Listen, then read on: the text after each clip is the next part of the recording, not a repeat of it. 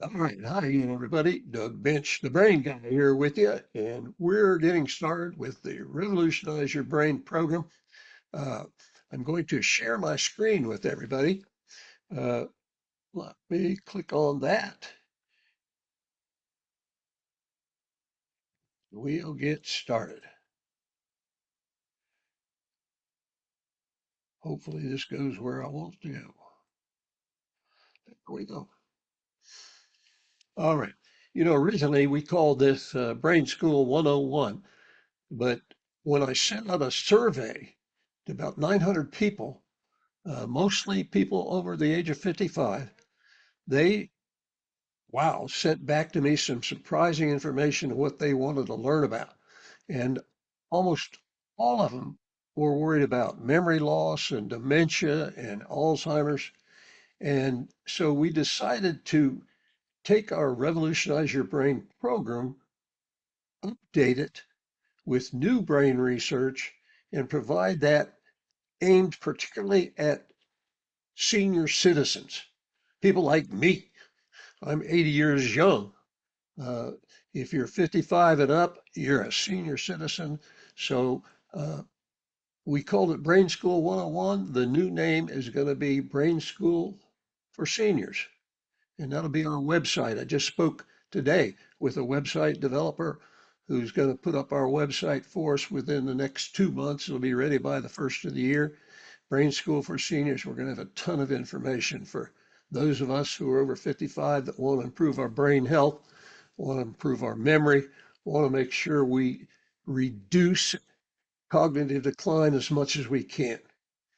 And it's a really, really exciting time to be studying the human brain, your human brain, because the brain scientists have come up with some new equipment, imaging equipment, that can see things in the human brain they never could see before in a living, breathing human brain. They could see dead brain tissue on a slide under a microscope, but that brain wasn't doing much thinking. And it's amazing what they've discovered when they've been able to see a real living, breathing, thinking brain. And some of this equipment, for example, one of the latest ones called a SPECT imaging scanner, SPECT, and a SPECT imaging scanner can see things in the human brain 1/100,000th the thickness of a human hair. It's almost incomprehensible to me. But what has happened is functional MRIs, CAT scans, SPECT imaging scanner, all of this new equipment with letters for names has allowed the scientists to see some unbelievable things in the human brain that you and I can put to use as everyday people. Uh, what the scientists have discovered about the brain in the last 15 years is actually it's inspiring. Uh, but not as inspiring as the changes you and I can make in our own brain if we apply strategies based on those brain science discoveries. And I'm telling you what I've learned, uh, and I'll tell you in a minute why I've studied the human brain. Number one, I'm not a scientist. I was a science teacher years ago. I became a lawyer. I was a judge. I teach contractor continuing education because a lot of my background was construction law. And I've been doing that for coming up 30 years. But I'll tell you about an event that happened in my life that brought me to learn about the human brain. And what I discovered was that when I started reading about this brain research and brain research studies and books based on the brain, I'm going to read you a passage from one of those books here in a minute. That you know what was happening? Uh, I didn't even intend to do that. I just wanted to learn how to make sure I didn't have the same fate as my mother had. I want to show you a picture of my mother here on the screen. I'll show you some of these other things as we go too. Uh, I love some of these pictures. That's my favorite right there. That is my favorite. Let's revolutionize your brain. Plug in a new brain. And we can do that. Here, now, no laughing, but here's one of my family pictures. That's me on the far left there. I was just 13 in this picture. And on the far right is my mother, Vera Elizabeth McWhorter's bench. My mother was a registered nurse. My mother had a genius IQ. My father in the background there, the big guy, my dad played pro football way back. He was about 6'4", and as you can see, about 250 pounds. He played pro football. Then he got the calling from the Lord, became a pastor. And unfortunately, about 3 weeks after this picture was taken, my father, we lost him in a tragic car accident. But my mother, she had an IQ of a genius. My mother was a member of Mensa, that organization for people with high IQs. That's not me, you guys. That was my mother. But what happened was she was struck with Alzheimer's. Scared the crap out of me, you guys, because if Alzheimer's can take a woman as brilliant as my mother was, what chance did I have? So I started reading everything I could get my hands on about the human brain. And the first book I came upon was a book called The Owner's Manual for the Brain by Dr. Pierce Howard. I bought that book because it was the thickest one I could find. It was really thick. It's still available on Amazon if you want to get it. But what he talked about in that book, he kept saying, just wait or stay tuned because the scientists are coming up with some new brain imaging equipment that's going to enable the scientists to see things they've never seen before. Just wait 5 to 7 years when that new equipment's available. Well, I went, wait a minute. And I went to the front of the book to see when it was published. And guess what? It was published 5.5 years before I was reading it, which meant the 5 to 7 year period he was talking about, I was in the middle of it. That got me really excited to keep reading everything I could get my hands on. I went to a symposium out in San Diego at the Jonas Salk Institute for Biological Studies, uh, where 20 of the world's leading neuroscientists are doing research there. And they present their papers and their studies in January of each year. And I've gone to that several times. It's way over my head, but I recorded. I didn't tell anybody I was recording. I don't think you're supposed to, but I recorded a lot what they were saying so I could review it when I got home. And the more I read, the better my brain started working. My brain started bringing me money making ideas. I didn't have lapses in memory. I stopped walking into a room and forgetting why I went in there. I learned a way to remember people's names, and I want to share all of that with you. But the first thing I want to do is go to a book, and you can write down the title of this book if you'd like to. It's called The New Brain. It's by a neuroscientist, Dr. Richard Restak, Restak, and he's one of the neuroscientists that's been doing a lot of research on the brain. He's written 4 or 5 books on the brain. And this one called The New Brain, what he's referring to there is that, hey, with all the new brain imaging equipment, we're learning things about the brain that we never knew. So it's like it's a brand new brain. It's a brand new brain for us, you guys. Let me read from his book. And I'm quoting here. The old brain was remote and mysterious, deeply hidden within the skull, and inaccessible except to specialists daring enough to pierce its protective layers. The new brain, in contrast, doesn't require dangerous intrusion, but now can be depicted using sophisticated computer-driven imaging techniques with abbreviated titles like CAT or PET or MRI or MRA or SPECT. These techniques reveal exquisitely subtle operational details and provide windows through which neuroscientists, the brain scientists, can view different aspects of brain functioning without opening the skull or performing other risky procedures. Thanks to this development, brain science is now capable of providing us with insights into the human brain that only a few years ago would have been considered the stuff of science fiction. Wow. Oh, it gets better. I'm reading to myself. I'm sorry. In the era of the new brain, the emphasis is shifting from disease and dysfunction to the understanding of the brains of the average man and woman, you and I.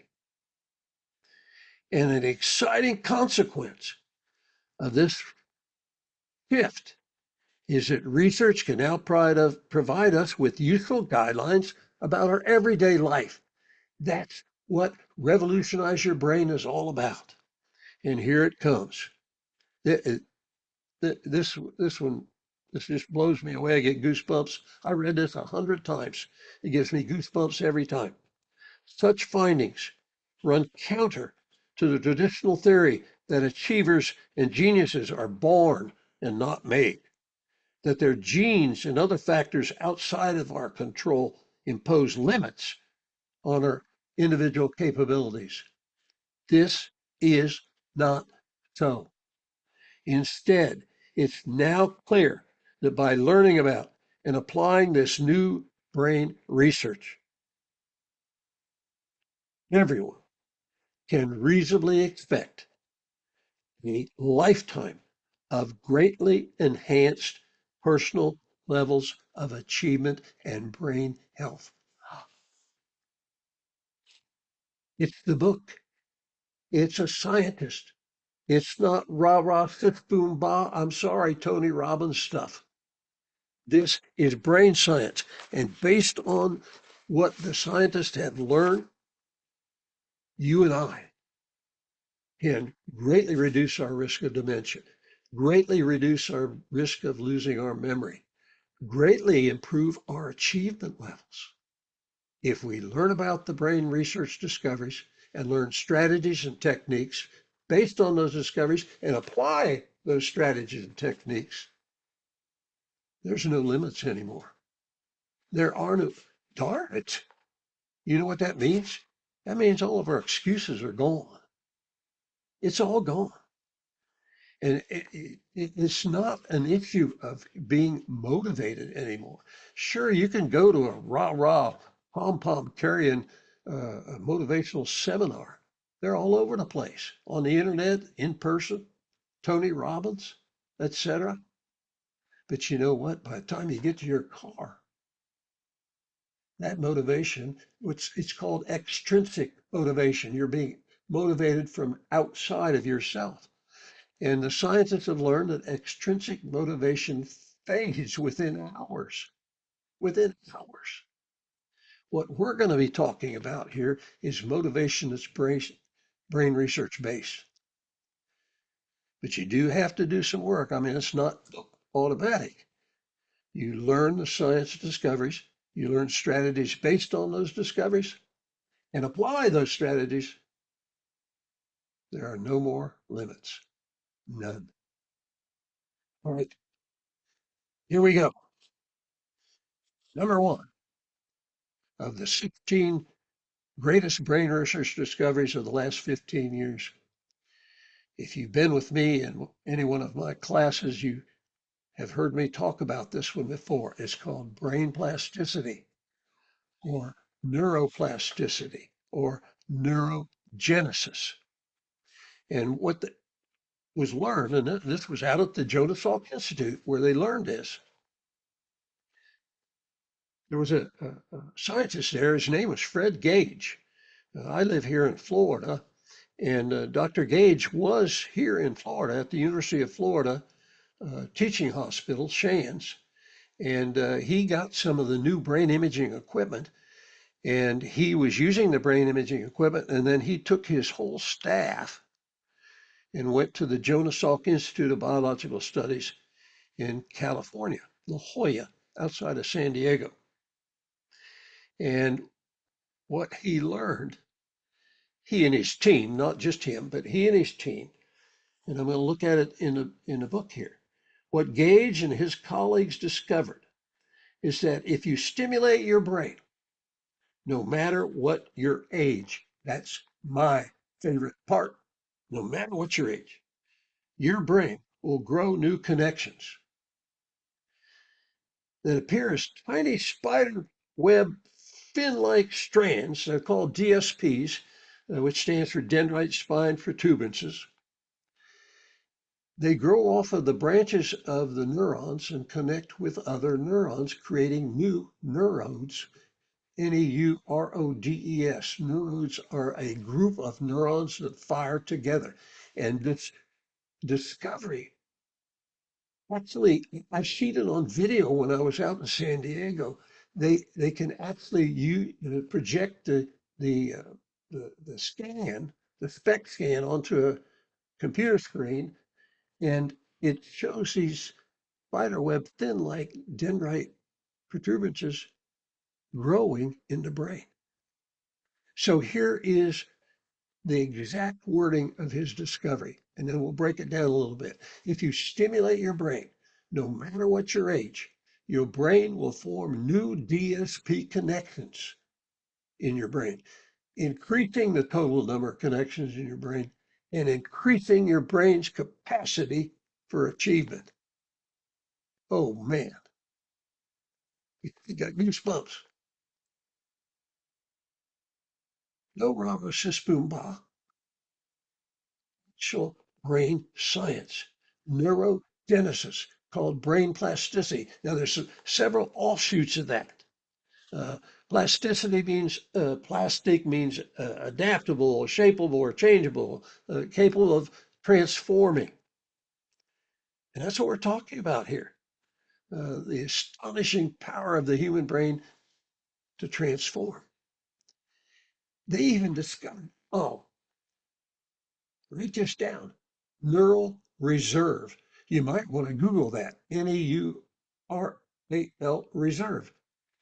They've discovered that you can build up a reserve of neuron connections that can be called upon to replace neurons that die off or are damaged in a car accident or a stroke.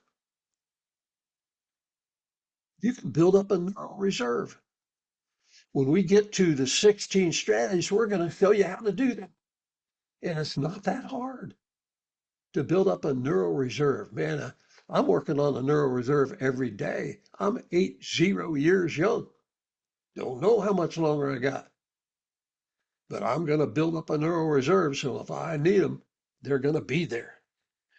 No more excuses, you guys. No more, oh, I can't learn computers. I'm too old. No, I can't learn a second language. No, that's too hard. No, I'm too uncoordinated to ski. All of our excuses have got to go. And you know something else? Two Swedish scientists, when this discovery came out, two Swedish scientists, the information from Fred Gage, Dr. Frederick Gage and his team, and it took over a year to come up with their formula. But they came up with an estimate of the number of connections, these new DSP connections, by stimulating your brain, that we have the capacity to create in our brain over a lifetime. That number, I can't show it to you. It's a number one, followed by zeros, that would fill a 500-page book, a 500-page book full of zeros. And then off of that last page, the zeros would continue on for a distance of 6.2 million miles of zeros. There's, I don't even know how you would say that number. Yes, I do. Everything is possible. That's how you say that number. If you stimulate your brain, what's that mean? Do we have to cut off the top of your head like this picture? Stick two electrodes in there and throw a switch and yell clear? No, you guys, stimulating your brain simply means doing something new, learning something new, brushing your teeth with the wrong hand, reading about Greek mythology, even if you hate Greek mythology, something new, driving to work one way, always coming home a different way, learning something new. That's all it takes. There are thousands of ways to stimulate your brain, simple ways to stimulate your brain. And when we get to the strategies, we're going to talk about them. When you stimulate your brain, no matter what your age, they have proven this. They have done these studies to see the DSP connections on people who were 6 years old, people who were 16, people who were 60, people who were 80, people who were 86, people who were 100 years old. And they stimulated their brain, and their brain formed new connections. That little 3 pound, it's about the big, if you put two fists together, that's about the size of your brain. It weighs about a little over 3 pounds on average. But it's plastic. It can change neurogenesis, neurons, birth, the beginning, Genesis. You can create new ones. Unbelievable discovery. So if you develop skills and habits based on this discovery, no limits, no limits. You can learn to do anything so long as you don't put limits upon your brain. And we'll talk about that too. All right, that's big discovery number one, neurogenesis. Number two, thoughts are real things. Yep, they've seen them on computers, on imaging equipment. Thoughts are real things, and write this down, they're very, very powerful. Thoughts are extremely powerful. Um, Years ago, the scientists knew when they looked at some dead brain tissue in a microscope where one neuron is connected to another neuron. There is never any touching between two neurons. They come together at what's called the synapse, synapse, synapse.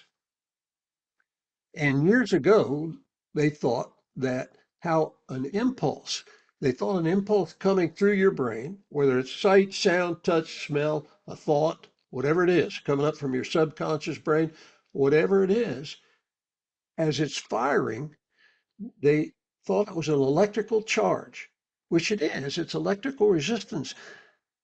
But when it gets to the synapse, they thought it jumped across there like a spark, like you see in this picture here. No, that isn't what happens. They discovered that as the electrical resistance impulse travels down the neuron, when it gets to the synapse, they don't actually touch the two neurons. There's a gap there, and that gap is filled with a fluid. It's called the synaptic fluid at the synaptic gap. Imagine that. But what happens is at the end of each neuron that's carrying a message, it converts from electrical energy to chemical energy. And what goes across that gap is an explosion of thousands of what they call neurotransmitters, teeny tiny little chemical particles that go across that gap. And you know what? Those particles, depending on the type of impulse it is, type of thought, smell, touch, whatever, sight,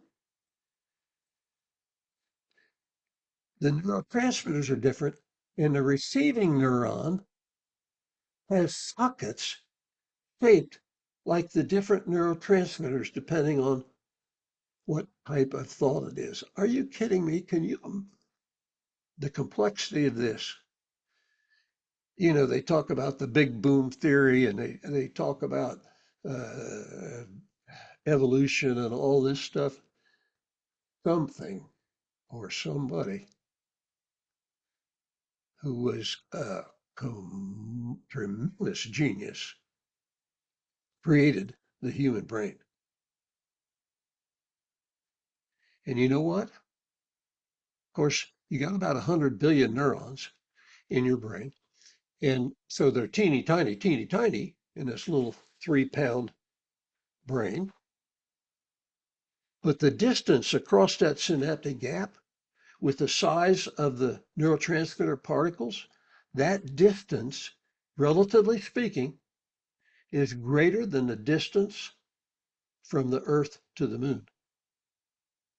And they can see this now in real time in a living, thinking, breathing human brain as these neurotransmitters. And, neurotransmitters, you've heard of many of the neurotransmitters, epinephrine, adrenaline, uh, dopamine, kinds of, depending on the thought that's going across that or the impulse that's traveling across that. Uh, we're not speaking metaphysically here. They actually can measure it. They actually have seen it. That explosion that carries these neurotransmitters through the fluid to the receiving neuron all happens, boom, in a, well, I was going to say a nanosecond, but I'm sure it's even smarter than that, smaller than that, shorter than that, quicker than that. And that explosion, relative to the size of the neurons, has more energy than a hydrogen bomb. You know, I've talked about this stuff in speeches all over our country, in Canada, British Columbia.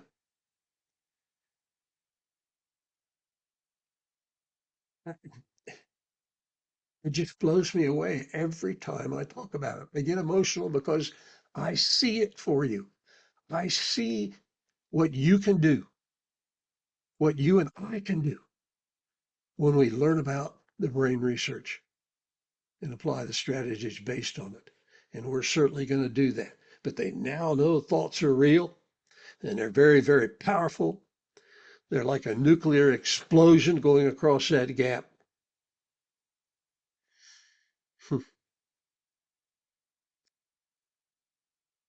Amazing. Absolutely astounding and amazing. Um, Thoughts are real things. I'm going to read the summary here. Uh, they start as electrical, then they turn into chemical, so they're called electrochemical, measurable, observable. And you know what? If you learn to use these and learn to change these, you can change your behavior and you can change your life, change your brain, change your life. My sister passed away uh, several years ago from cancer. And when we went to her funeral, after the viewing, we went to a pizza place, one of our favorite pizza places in Ohio. And my brother is 85 now, and he was with us there. And my brother was a research engineer for a steel company. For 42 years, he never missed one day of work. He ran the research laboratory. He was a metallurgical engineer. Never missed a day of work. He probably got my mother's genius ability. I didn't. But you know what? We went to that pizza restaurant, and it was an L-shaped restaurant. And we were sitting down to have pizza, and he had forgot to bring in his camera to take some pictures. So he wanted to go out to his car to get his camera. And He had to ask which door he had come in, which parking lot he had parked his car in. He could not remember. Some 20 minutes after we got to the restaurant, and I said, "Oh boy." He was about 78 at the time. My brother won't listen to me about preventing dementia and Alzheimer's or reducing your risk, doing things to reduce your risk based on what you and I are talking about right now. And he's been diagnosed now with Alzheimer's. When I call him, which I do every Sunday, he's in Ohio still. I'm here in Florida. And when I call him, I kind of hold my breath because I'm not sure if he's going to remember who I am or not. Sometimes he does, sometimes he doesn't. But you guys, I cannot guarantee you that you can prevent dementia with what we're going to share with you over the next several Tuesday nights and in the recordings. But I sure know you got one hell of a better chance than if you do nothing. And you know what excites me? I'm giggling because sometimes people call me a money whore because I, I in the beginning was terribly worried about Alzheimer's and dementia. But the more I learned about the human brain, the more I learned how to use these brain research strategies to come up with ways to make money. I want to show you something here. One of the bonuses that you all are going to get that you didn't even know you were going to get is right here. How to bankroll your brain power, how to train your brain to create an unending stream of money-making ideas. I love this picture. The light bulbs going into the socket in the brain, and out comes some money. You might be interested in that, you might not, but it's a bonus we're going to cover at the end of all of our sessions. How to use the brain research discoveries to train your brain to look around and notice ways of making more money, if that's important to you. Don't have to, but it's a possibility. It's a good possibility. All right, discovery number 3. 8. All right, we've been about 40 minutes in. I want to try to reach uh, about 1 hour as our limit. Something you'll learn down the road in one of our sessions is that the brain, the part of your brain that stores short-term memory, it gets full. 25 to 35 minutes and it gets full. And you need to take a couple minute break, which we're going to do because it's now been almost 40 minutes. We're going to take about a 3-minute break so that your brain, the part of your brain that stores short-term memories called the hippocampus, you got one on each side of your brain, a kind of horseshoe shaped. In one of our future sessions, I'll show you a picture of it. But it needs just a few minutes to transfer some of the stuff that you put into your hippocampus that we've been feeding you here to transfer that to long-term memory so you can store it. Now, there's a mechanical way you can do that. You can take notes. Another mechanical way, we've already going to provide you a recording of each session that you can go back to these as you choose to do so. All right, let's take, right now, we're going to just take 150 seconds, step away from your computer, stretch, give your hippocampus a chance to coordinate, categorize, send to long-term memory where these things need to go, associated with other things in long-term memory. And then we'll come back and do discovery number 3 and 4. It's a jungle in there. Okay? I'm going to take my picture away just briefly. And we'll be back in 2 minutes.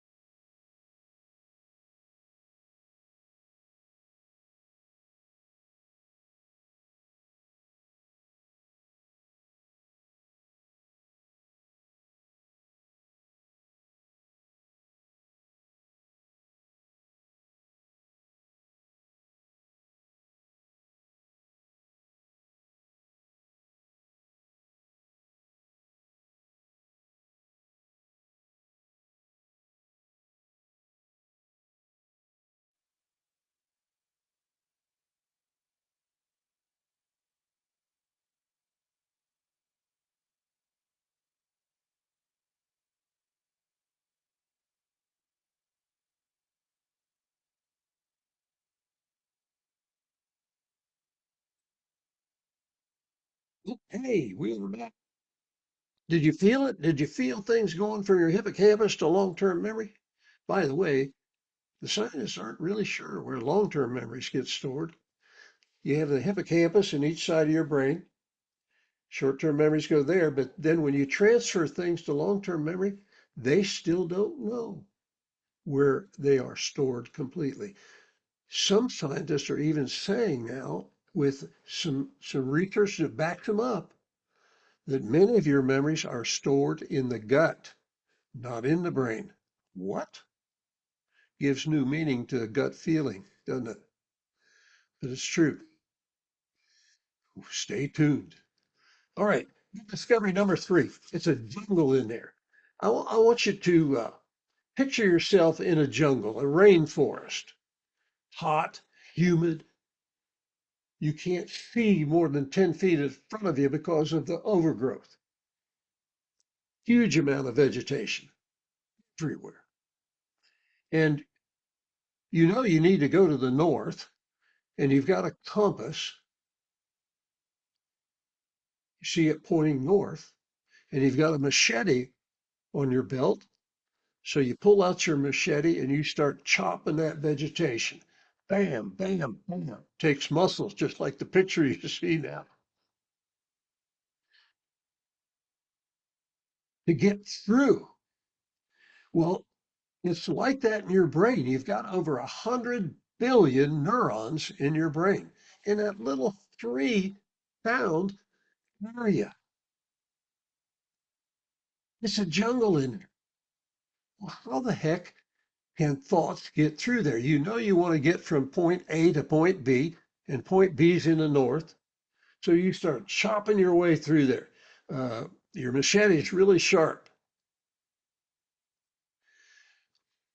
and you get to point B, and you sit down on a rock to take a rest because that was hard work. For your brain, that would be hard work. You don't need to use a machete, but you know what? Once you go down a pathway in your brain, a neuron pathway where it connects with other neurons, it creates what's called a neurode, N-A-U-R-O-D-E, of interconnected neurons. But if you need to go down that path again, it's easier. And if you go down that path before it gets overgrown again, it's still pretty easy. And you wear down what you're walking on, what you're stomping on as you go through, and what you're going through with your machete. And each time you go down that path, it becomes easier to go down that path. We call that repetition. When we get into making your memory better, one of the ways to do that is with repetition. You understand that the more you go down a neuron pathway, the easier it is for a thought to go down that pathway. It's easier for you to recall a neurode, sorry. Let's say you're a college student and you have to take an exam, and so you study and you go down that neuron pathway to learn something, point B, and you go down that pathway again. You study it again and again and again, taking a break every 25 to 30 minutes to give your hippocampus time to trying to transfer it to long-term memory. Well, that's what happens in your brain too. If you fire off a thought, you create a new road, R-O-A-D, of neurodes. And each time you go down that pathway, it becomes easier. And you know what? The connections of each neuron at the synapse is stronger. It's longer lasting. And the firing threshold to recall that memory or that neurode pattern is lowered.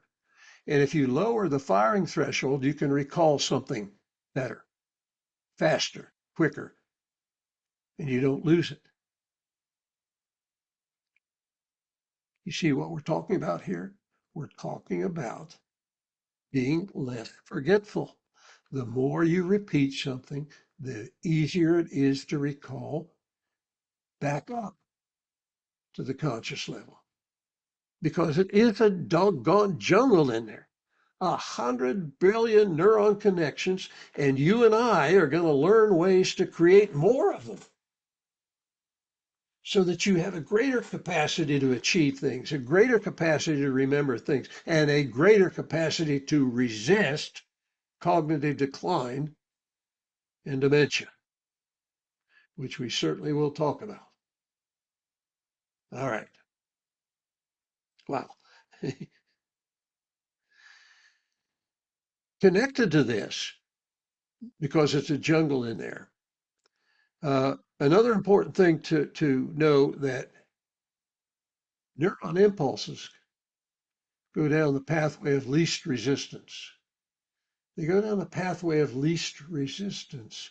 Least resistance is the pathways that you've been clearing with your machete, that you've been thinking about over the last 20 to 30 days. So if you want your brain to recall something that's stored way down the road of neurodes, it will get there if you continue to go down that same pathway more and more, because that will be the path of least resistance. You've cleared the path. You remember the poem by Robert Frost where he came to a fork in the road and he took the road less traveled by, and that made all the difference. I hope he had a machete, because he would have had to fight his way through there from the overgrowth, so to speak. But if the goal at the end of that road was what he was after, the big goal, he'd have to go down that pathway again and again and again, and then pretty soon it becomes automatic, because that will be the path of least resistance. Okay, sounds simple. We'll show you how to do it in our strategy sessions. Repetition, repetition, repetition. I'm looking at my notes here to see if I forgot anything on this part. Oh, here's a quote from Doug, the brain guy. That's me. No great achiever in history was able to attain anything of consequence without harnessing the principle of repeating positive thoughts. Not one. Not one. Learn how your brain works, and you can always make it work better. All right, let's get to discovery number 4. Use it or lose it. Boy, I bet you've heard that before. You ever break your arm? Get it in a cast? My youngest son broke his arm playing football. He was in a cast for what, 5, 6 weeks. And when that cast came off, his arm was skinny. The muscles in his arm had atrophied, hadn't they? I had, gosh, 3.5 years ago now, my lumbar spine collapsed, pinched off the nerves to my legs. I couldn't walk. I was in a wheelchair for about 5.5 months till I could get surgery. And I literally, from day to day, I could just watch the muscles in my legs disappear from lack of use. Well, that's exactly similar to what happens in your brain. You got to use it or you're going to lose the connections. With the new brain image equipment, they've been able to see this. That same effect occurs in the brain. That's why, as we get older, you forget how to do algebra or trigonometry. If you had learned at one point a second language, maybe in school, or maybe you were in Spain for a month and you learned Spanish, and now you're 20 years older and you can't recall hardly any of it. Because those neuron connections, if you don't go down the neuron pathways, they start to atrophy the neurons. And you know what that does? that pulls apart the synaptic gaps to the point where the neurotransmitters cannot successfully travel that distance. They fall short. They don't have enough power and energy to complete a journey that is longer than it used to be.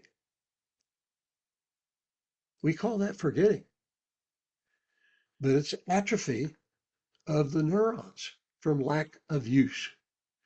If you use a neuron pathway, the blood flow to that pathway is increased in the brain. The blood carries nutrients to help your neurons grow and stay strong and fire as programmed to fire.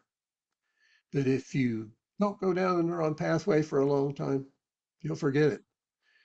Years ago, uh, I've never been a musician. I love music. And then when I was younger, this is, gosh, about 50 years ago, I said, you know what? I want to learn to play the piano. So I went to a store in Dayton, Ohio that sold pianos and organs. I didn't buy a piano. I ended up buying an organ because you could set the buttons on that organ to sound like a piano. And I took that thing home. Now listen, if you stimulate your brain, no matter what your age, your brain will form new connections, increasing the total number of connections in your brain, increasing your capacity for achievement. I sat down that organ and I learned to play it. I learned to play it and I learned about, I don't know, 20 or 30 different songs that I love to play. Late at night, I'd play that organ.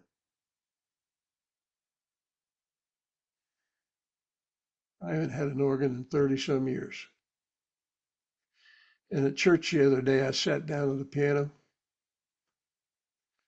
I couldn't play it. Atrophy. You got to use it or you're going to lose it. So those things you want to retain, you have got to use those pathways. Get your machete out, go down the pathways you want to go down. It'll be hard in the beginning. You're going to sweat, but you're like the picture shows you, you're going to build up your muscles, but you got to keep using it.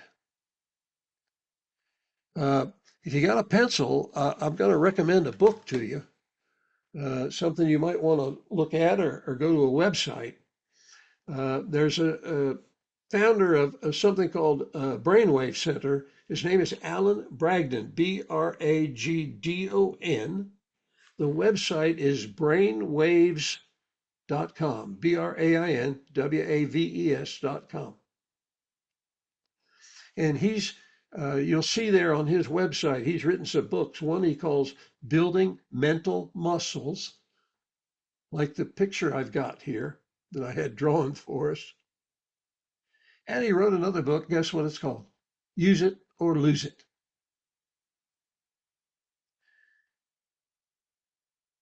In one of his books, I don't remember which one it is, I think it's the Use It or Lose It book, he estimates that 90% of us,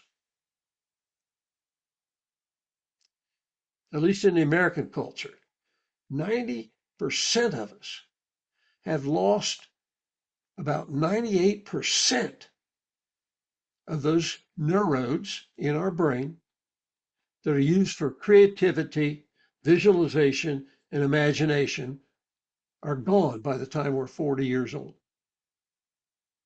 That is, you guys. But I got some good news. If you're in the construction industry, contractors usually don't lose that ability because you have to create things. You have to follow a blueprint and take that what's on paper and turn it into a home. That's an amazing skill set because of the connections in your brain for creativity and imagination.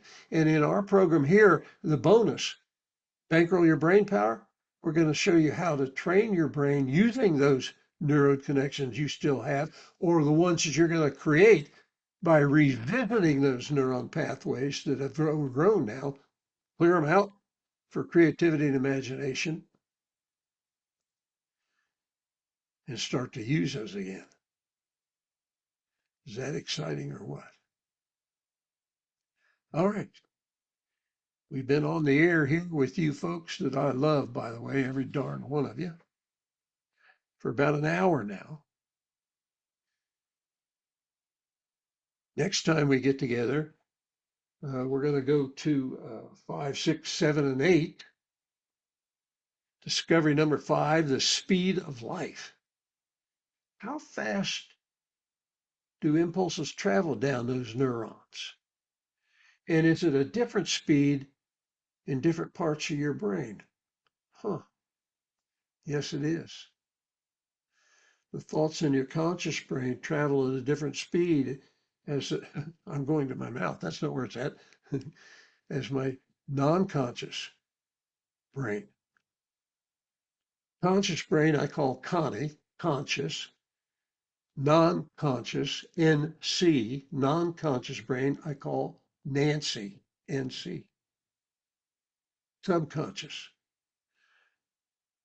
I'm going to let you guess which is faster, conscious thoughts or subconscious thoughts. The speed of life, we'll talk about that. Number 5. Number 6, hydration. Oh my gosh, we've got to talk about hydration. The synaptic gaps that all these neurotransmitters got to go across so you can think and respond. They got to go through that synaptic fluid, and that fluid is mostly water. But what if you're dehydrated? What happens? We'll go over it with you. That's number 6. Number 7, neurons that are fired the most are relied on the most. I'll tell you about that. And then number 8, oh, this is, if I have a favorite of the 16 brain research discoveries, this is one of my top 3. Emotions are the brain's fertilizer. You see the muscles on this brain in the picture on the screen? There's a secret to building up big brain muscles. We'll tell you about it next time, but don't tell your competitors if you're in business, because it would be a powerful tool for you. All right, you guys. I'm going to go back to stop sharing the screen so we can just say good night to everybody. Good night, Doug. Yeah, we all did by mistake. I appreciate you all being here. We're going to stop the recording here. Give me a second.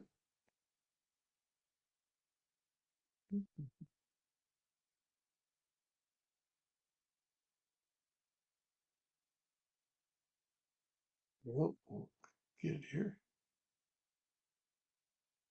All right.